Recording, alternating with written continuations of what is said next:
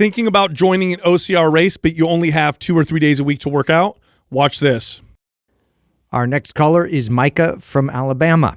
Micah, what's happening? How can we help you? Hey guys, stoked to be here. Big fan of your podcast and so looking forward to asking my question. So I'll go ahead and jump right into it. So my church is putting on a men's retreat coming up here in March, which is awesome. Shout out to Citizens Church in Birmingham, Alabama. But one of the activities that we're going to be doing out there is to run a Spartan race. This is one of the things I've been meaning to do on my bucket list for a long time now, but it also comes at a very tough time for me as far as training goes. So to give you a little bit of background, I became a dad for the first time about 8 months ago, which is awesome. Best experience of my life. Congrats. But also it has limited my training. So before I became a dad, I was doing split training with a little bit of cardio sprinkled in.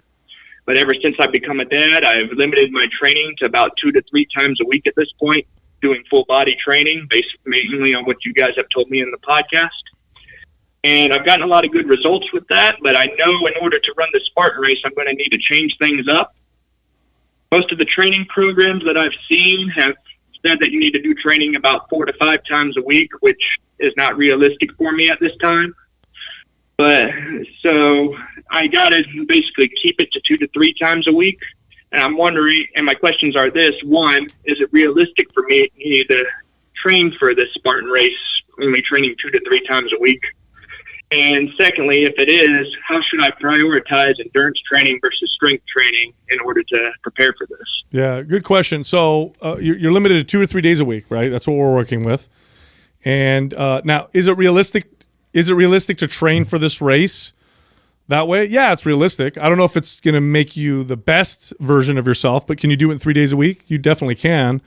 The way that I would organize it is 1 day a week would be traditional strength training with maybe some mobility. The other 2 days a week would be very obstacle course racing specific, where you're practicing the events and the runs and the rings and all the movements and activities you'll be doing in the race. I would do that the other 2 days a week. And I think with the 3 day kind of limitation that we had, that would probably be the best way that I would organize a workout. Yeah, I actually think that you could totally do this. So a 10K Spartan race is a little over 6 miles, right? So, if you build enough endurance to get through 6 miles and then incorporate some of the things like grip strength and pull-ups and things, carrying things, which obstacle course racing has got in there. We have a MAPS OCR program, so I'll have Doug send that over to you. It is a little more than just 2 days a week, so but what you can do is you pull from it. Yeah, pull 2 of those days out of there. And then what I would do is every day before I start my routine, I would run 1 mile, and then try to, on the weekends or once a week, go get one of those weekends. I'd try and get a 2 mile run in, which hopefully this doesn't take but 15, 20 minutes of your time. Another week, I should say, I would do a 3 mile. And then at the end of the month, I would try and do a 6 mile run. And combining that with the 2 days a week of like a full body strength routine that incorporates the pull-ups and carries and things like that, I think you could actually do pretty damn well at the Spartan race. Yeah, what's nice about the OCR one, that program that we came up with too, it also has mobility sessions in there to kind of complement a lot of these grip intensive type of events and obstacles that are in front of you. So there's also a way to kind of scale that in terms of grip strength so you can perform well while doing these and building up your endurance. So just to, like they said, just kind of pull and extract some of these workouts from the program, and I think you can strategically get a lot out of that just with 3 days a week. On the days I do endurance, do you believe that since I get off very late on some nights, do you think it would be realistic to do it on a treadmill or an elliptical versus running outside every time? Yeah. Yeah, I mean, if you have to, you're better. Look, the closer you can get to what the race is going to be like, the better. But if you can't do that, then you can try simulating it on a piece of equipment. You could totally do that. Treadmill would be better than elliptical in this case. It's going to simulate running, obviously, better than elliptical.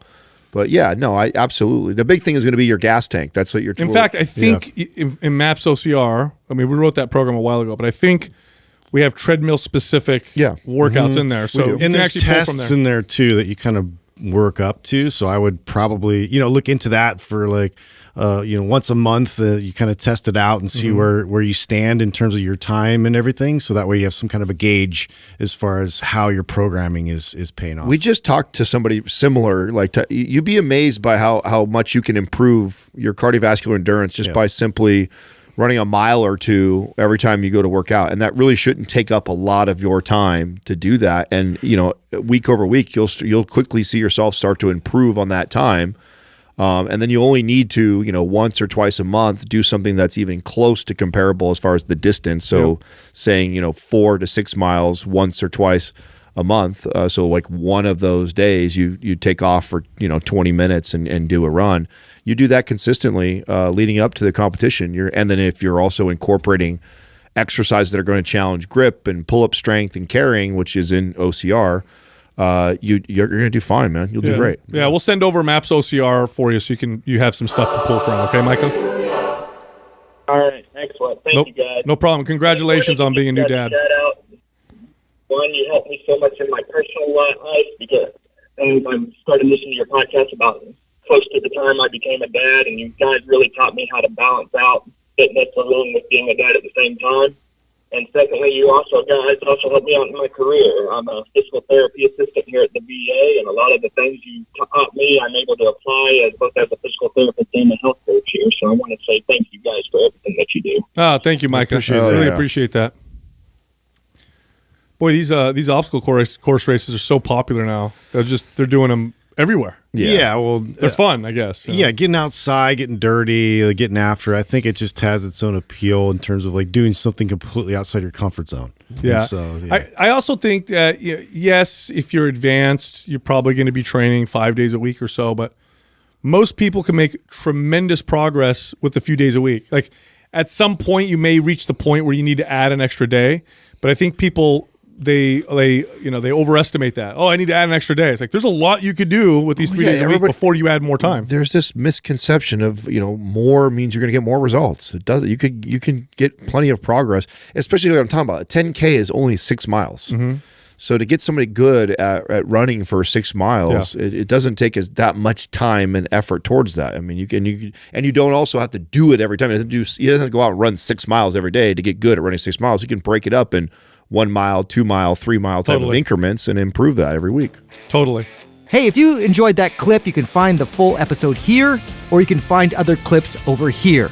And be sure to subscribe.